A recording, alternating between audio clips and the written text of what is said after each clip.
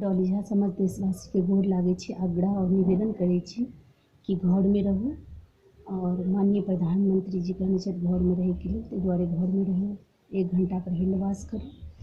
और हम एक भगवती के गीत सुनबे छी, अहाँ सब सुनू, ओकरा लाइक करू, कमेंट करू और शेयर करू। मैया एलखिन अंगना गे बहिना, चैत महीनमा मैया एलखिन अंगना गे बहिना, चैत महीनमा नवरात्रक दिनमा मैया एलखिन अंगना गे बहिना, चैत महीनमा। कोने जल माँ के चढ़ायब, कोने फूल के माला बनायब, किए भोग लगायब गे बहिना, माँ के मनायब। मैया एलखिन अंगना गे बहिना, चैत महीनमा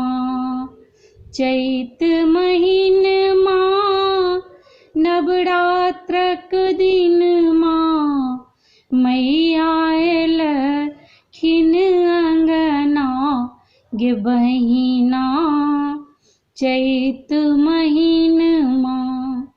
गंगा जमुन सँ जल भरि लायब, अड़हुल फूल के माला बनायब। गंगा जमुन सँ जल भरि लायब, अड़हुल फूल के माला बनायब।